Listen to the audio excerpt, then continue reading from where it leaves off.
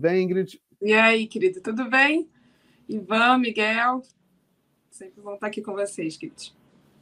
Boa sexta. Sextou. É isso aí. Ivan, tem mais uma notícia aqui que é interessante a gente comentar. Essa sobre o Moro, né? É mais uma vez, é mais uma máscara que cai.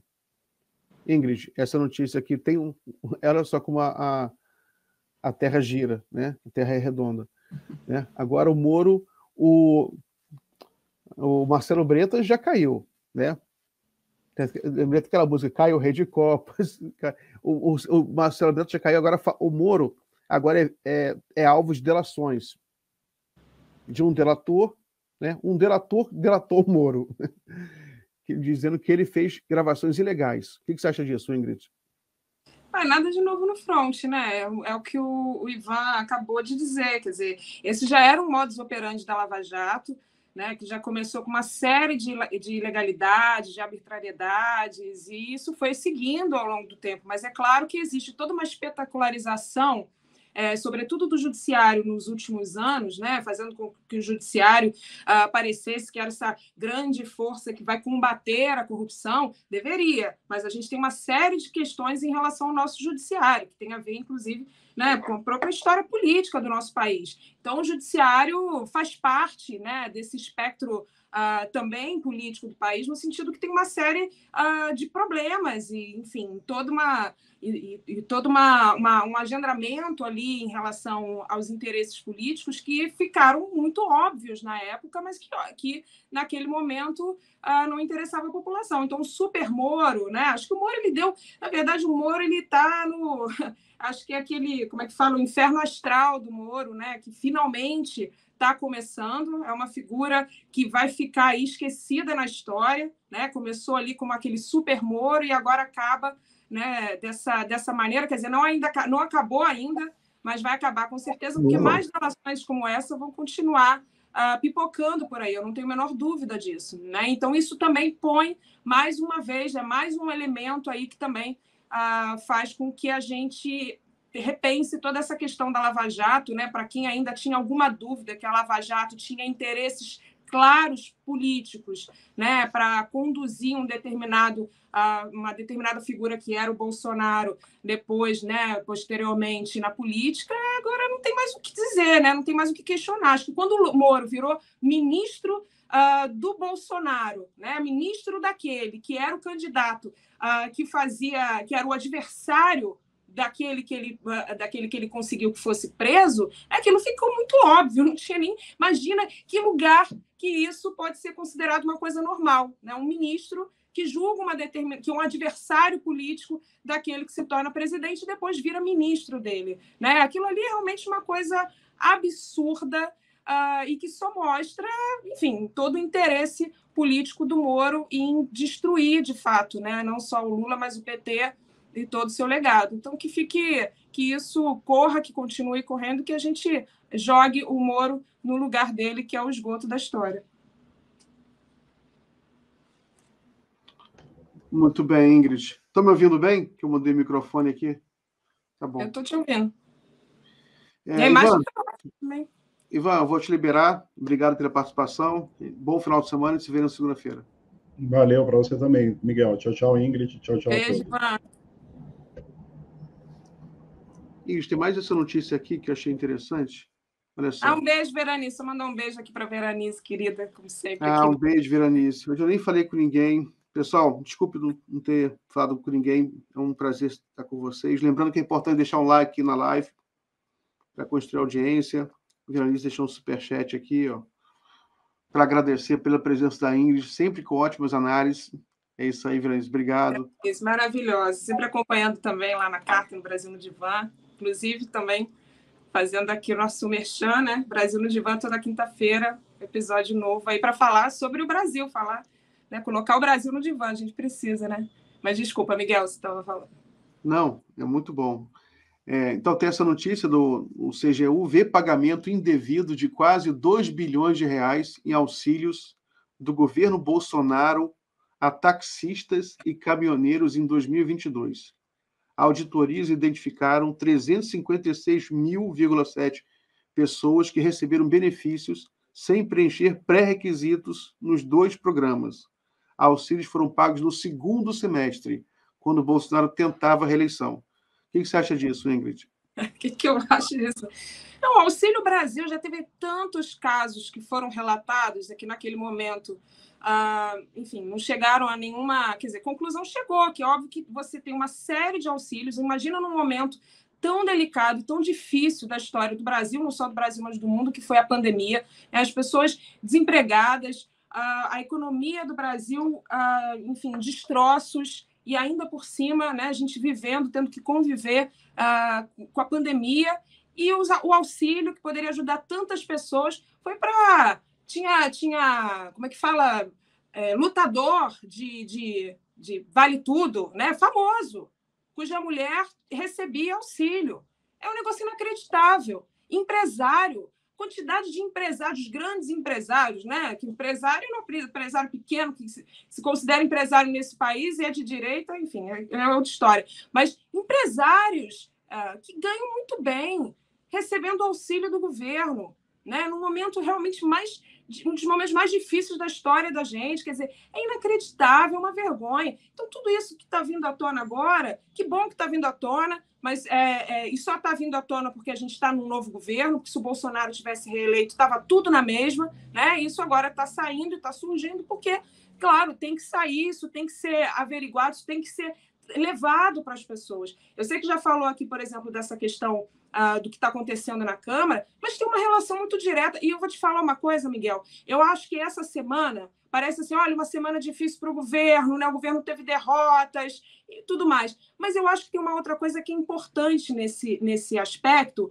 Quando o Lula, por exemplo, ele foi agora num lançamento, numa universidade, né, fazer uma inauguração, ele faz uma fala que eu acho uma fala muito importante. Ele chega para aqueles jovens, né, que são aquelas pessoas que se informam hoje pela internet, pelas redes sociais, e fala, olha, isso aqui é o Congresso, isso aqui é presidencialismo de coalizão. Presidencialismo de coalizão existe desde que o mundo é mundo, né? Que você tem que ficar fazendo acordos ali, acorda daqui, solta verba daqui, emenda dali, para poder conseguir apoio. Né? Então, nada de novo, isso acontece há muito tempo. Agora, está muito claro o que esse Congresso está fazendo, está muito claro o que o Lira está fazendo. Né? Pegando, por exemplo, esse caso das emendas, que eram as emendas RP2, que são as emendas liberadas pelos ministérios, pelo governo, ele quer transformar nas emendas RP9, que era do orçamento secreto.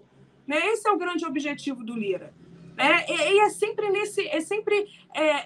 na política pequena, né? Na política rasteira. Não estou aqui falando de política grande, ideológica, né? De questões de políticas públicas, o que vai ser feito na saúde, no meio ambiente. Não, a gente está falando de política rasteira, né? Para aquele deputado que se elege deputado, na verdade, é mais empresário do que deputado, porque está ali para ganhar dinheiro, né? Está ali para poder fazer dinheiro, para poder ficar rico. Esse é o Congresso brasileiro. Então, eu acho que o Lula trouxe muito bem, fez um discurso muito importante, porque, de fato, nós temos lá 136, né, pessoas da base, deputados da base do governo, e você precisa de 250 e poucos, 257, para você poder conseguir aprovar alguma emenda. E muito para a PEC, então, é mais, né?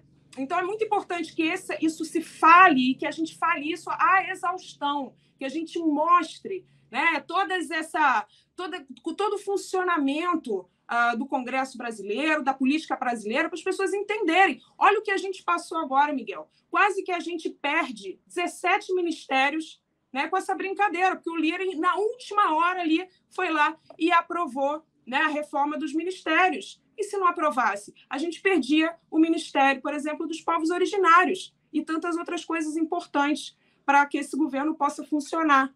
Né? Então, acho que é muito importante a gente estar além... Claro, Lula falou, olha, tem que fazer, tem que conversar com quem você não gosta, tem que conversar com quem não é teu aliado. Isso é um fato, vai continuar fazendo. E o Lula está lá, né, fazendo as articulações políticas necessárias. Mas da nossa parte aqui, né, da parte da população, é cobrar desse Congresso, cobrar dos seus deputados, é cobrar... né, de todo o Congresso Nacional, esses atrasos e essas improbidades no sentido né, de causar males ao governo, que não é o governo, é a população, né, para poder ali, de alguma maneira, se locupletar, enfim, ganhar alguma coisa com isso. Então, realmente é vergonhoso o que a gente está vivendo. A gente tem...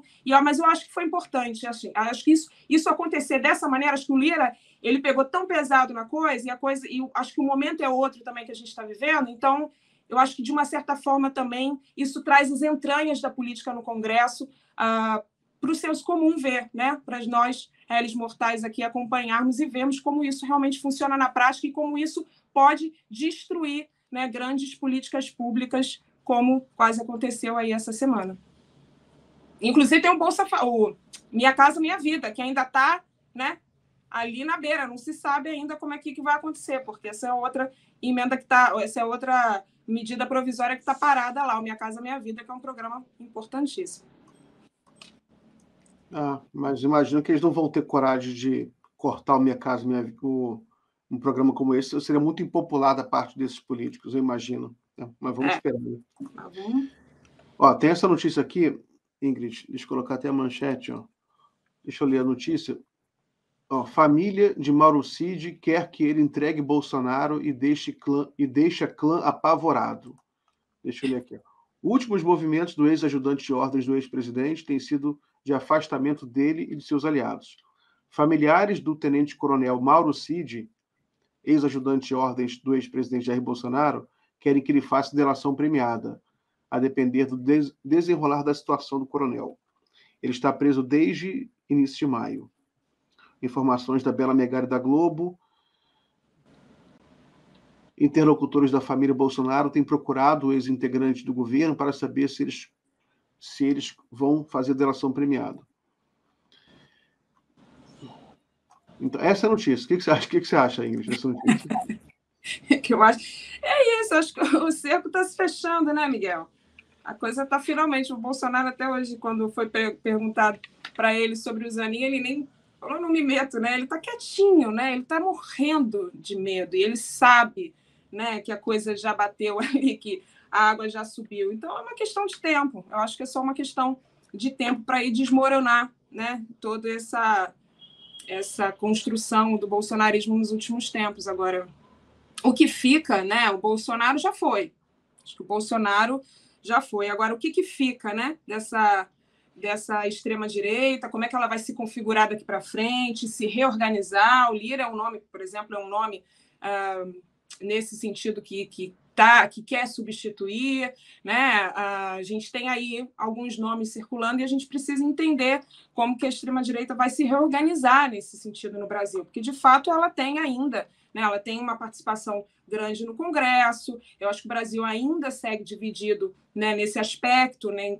A gente tá muito claro isso ainda. A gente vê, né, as derrotas, a questão do meio ambiente, nem se fala, né? Todos os retrocessos nesse pouco tempo aí de governo Lula, que já aconteceram em função, mais uma vez, desse Congresso. Então, acho que é a ver. Mas o Bolsonaro é isso. Eu acho que é importante, todos os crimes, eu já falei, né? O mais importante seria essa coisa o mais importante não, né? Mas o mais simbólico é essa história da vacina, né? Da carteira de vacinação, porque realmente para alguém, um genocida, né, que falou tanto da vacina e que impediu pessoas de se vacinarem, não só pelas fake news, mas pela própria corrupção, né, que foi vista ali na CPI da Covid. Aquilo ali ficou muito claro, né? Tentativa de fazer com uma empresa que era claramente ali uma empresa para poder fazer lavagem de dinheiro, ou seja, muito grave, né? Eu falei aqui antes da pandemia, mais uma vez, assim, a gente ainda está vivendo, a gente ainda está lidando com os traumas da pandemia.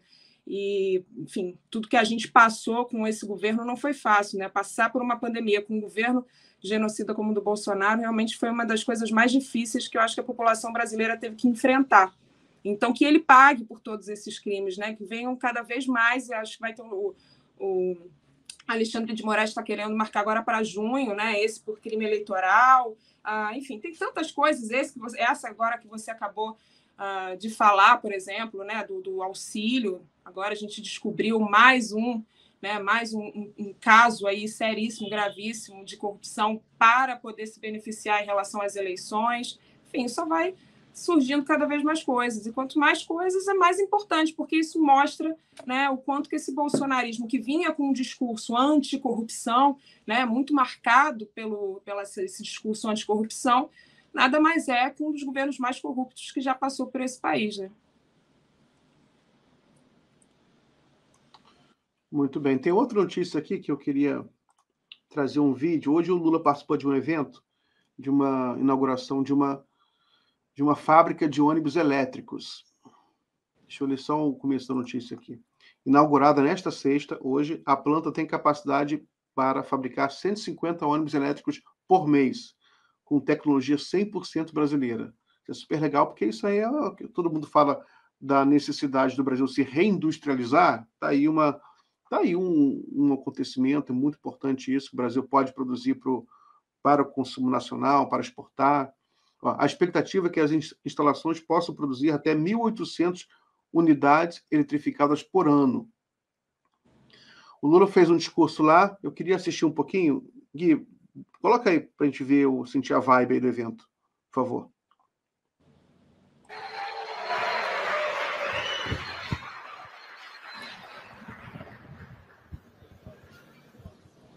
Vocês já almoçaram? Se vocês já almoçaram, vocês saibam que a minha delegação está com o estômago roncando, com vontade de comer alguma coisa. Olha, a minha alegria de estar aqui numa empresa dirigida por duas mulheres. Eu já fui presidente 2 vezes, estou pela 3ª vez. Nunca entrei numa empresa presidida por mulheres.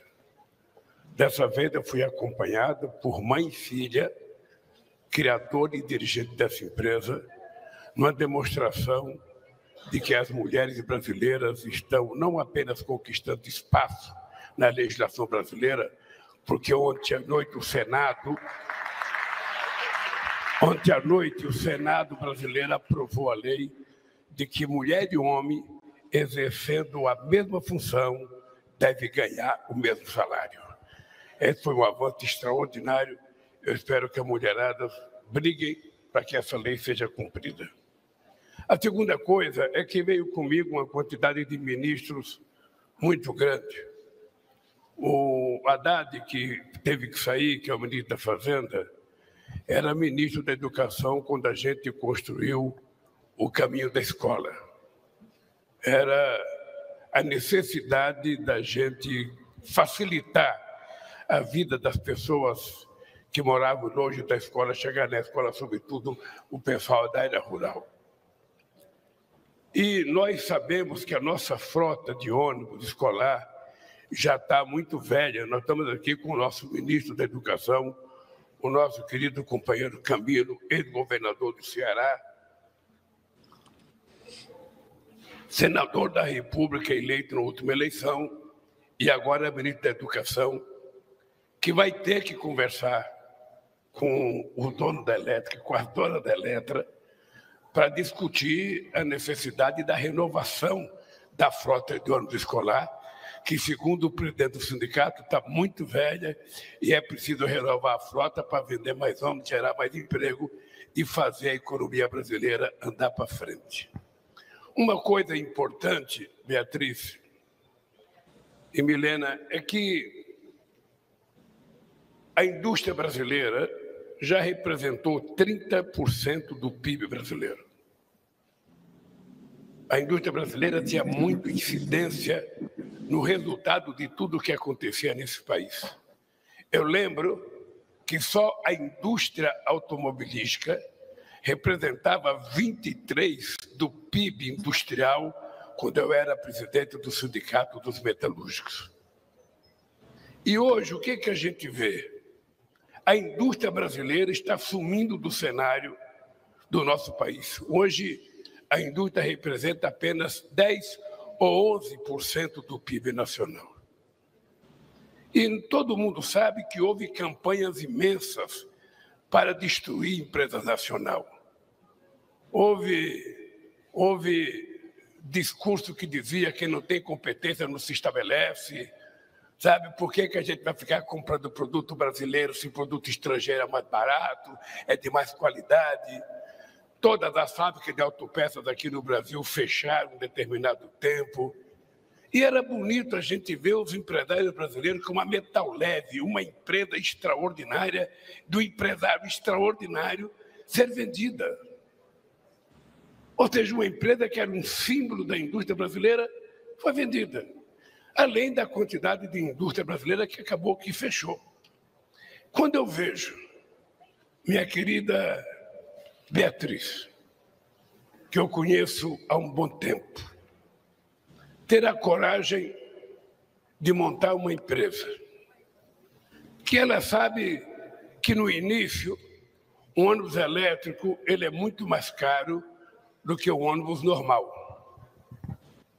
Mas no funcionamento dele, quando ele começa a operar, ele vai custar 73% a menos que o ônibus elétrico, que o ônibus normal a diesel. Por isso é que a gente tem que apostar numa empresa brasileira. Você, Beatriz, se prepare, porque daqui a algum tempo vai estar chegando empresa estrangeira por aqui. Vai estar chegando.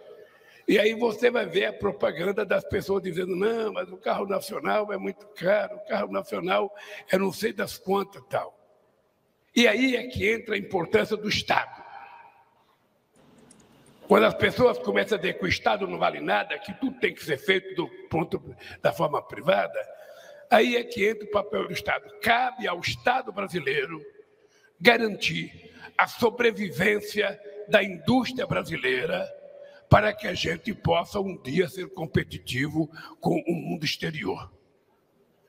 Então, se nós temos que comprar alguma coisa, nós temos que valorizar aquele produto brasileiro que gera emprego no Brasil, que gera renda no Brasil e que melhora a qualidade de vida das pessoas. Nós estamos agora, Beatriz, para fazer um acordo com a União Europeia. Você já deve ter lido no jornal que o Brasil está para concluir um acordo com a União Europeia e o Brasil não quer assinar o acordo sem que haja um ajuste desse acordo. O que os europeus querem no acordo? Que o Brasil abra as portas para compras governamentais. Ou seja, eles querem que o governo brasileiro compre as coisas estrangeiras ao invés da coisa brasileira. E a gente não vai fazer isso. E se eles não aceitarem a posição do Brasil, não tem acordo. Porque nós não podemos abdicar das compras governamentais, que são a oportunidade das pequenas e médias empresas sobreviverem nesse país. Então, como é que a gente vai falar em crescimento de indústria, reindustrialização do país, se a gente não tem uma política concreta de garantir o crescimento da micro, pequena e média empresa, do micro e pequeno empreendedor brasileiro? Quando a gente vai discutir isso, não falta artigo de jornal para dizer que nós somos atrasados. Não falta artigo de jornal para dizer que nós somos atrasados, colunista escrevendo que nós somos atrasados. E eu, sinceramente, eu adoro que o Brasil participe, sabe, do comércio mundial. Eu adoro que o Brasil mantenha uma relação com todos os países do mundo. Os chineses são o nosso maior parceiro comercial e eu agradeço sempre. Mas, se tratando de negócio, eu prefiro fazer negócio com os brasileiros para fortalecer a indústria nacional. Dá um pause aí. Você pode ter certeza, Beatriz. Dá um pause, que eu vou ter que liberar a Ingrid daqui a pouquinho, vou entrar o Evandro. Só pedir um comentário para ela sobre essa fala do Lula ou qualquer outro assunto que ele quiser falar para terminar a participação dela. Ingrid, por favor. Eu acho que tem duas falas ali muito importantes que marcam, né? Ele volta da Europa sem um acordo com a União Europeia, em função disso que ele já falou ali no vídeo, né? Por essa questão das compras externas governamentais. E aí é um outro aspecto importante, porque eu, enfim, né, gosto muito de falar e de ressaltar que essa necessidade que a gente tem mundial, obviamente, de renovação da nossa matriz energética. O Brasil, apesar de tudo isso, o Brasil, em relação aos BRICS, por exemplo, ele é o país que mais de uma certa forma, investe, né, em matriz renovável, né, matriz energética renovável, e que tem, obviamente, condições de melhorar muito mais isso, né, em termos de energia eólica, energia solar. Então, isso do carro elétrico é muito importante quando ele traz, né, tudo que ele falou, toda a fala dele é muito importante, porque o carro elétrico, inclusive, ele não troca nesse assunto, mas o carro elétrico é uma matriz energética, né? Você trabalha com energia renovável e, ao mesmo tempo, você está dando ali uma alternativa, né, aos combustíveis fósseis, que ainda permanece, né, como um grande vetor da economia mundial em relação, né, enfim, tudo que a gente tem ainda funciona com petróleo, mas que a gente tem essa possibilidade... Tocou aqui meu celular, peraí, só o alarme.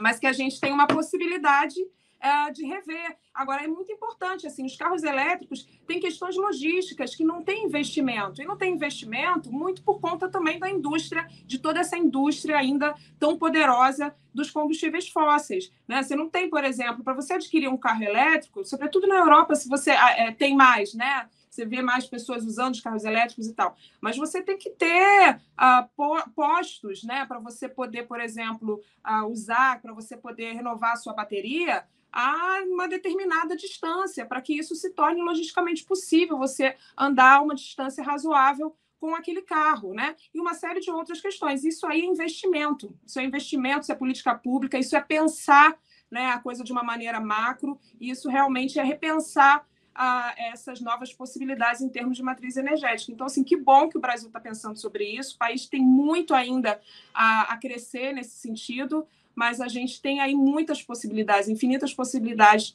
né, de crescer, e que bom, porque isso tem uma relação ambiental, econômica, enfim, de várias possibilidades aí, não só de crescimento, não só de proteção do meio ambiente, nesse sentido, né, de você renovar, repensar, né, essa questão do petróleo, mas, sobretudo, econômica também, porque tem campo para investir nisso, né? Tem muita coisa ainda que pode... Com a China, por exemplo, com certeza é um mercado que isso pode crescer, ainda vai crescer muito, ainda tem várias, né, possibilidades disso se tornar algo realmente grande em relação à China. E não estamos falando só de carro elétrico, né, de ônibus elétrico, mas de outras possibilidades de trem. Você que gosta muito disso, né, Miguel? Fala muito sobre isso também, de trens, enfim...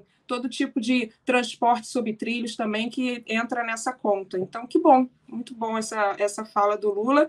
E em relação à Europa também, né? Que bom que o Lula volta ali colocando senões, dizendo, olha, assim a gente não assina. Eu acho que é muito importante, e ao mesmo tempo fortalecendo também com o Mercosul, porque esse encontro todo com o Mercosul, mais uma vez falar sobre uma possibilidade de uma moeda também forte do Mercosul, né? Dizendo, olha, a gente não precisa depender do dólar, por que o dólar é lastro até hoje? Né, para todos os países do mundo, isso não faz sentido. Então, repensar também essa questão geopolítica é fundamental, e o Lula faz isso muito bem, né? Então, colocar ali, olha, esse é o meu limite, daqui eu não passo, vocês têm que rever. Inclusive, ele lembra também que a Europa está devendo muita coisa do fundo ambiental. São bilhões de reais que ainda o Brasil não recebeu. E o Lula foi lá cobrar, falou, olha, cadê o dinheiro? Né? Muito bom.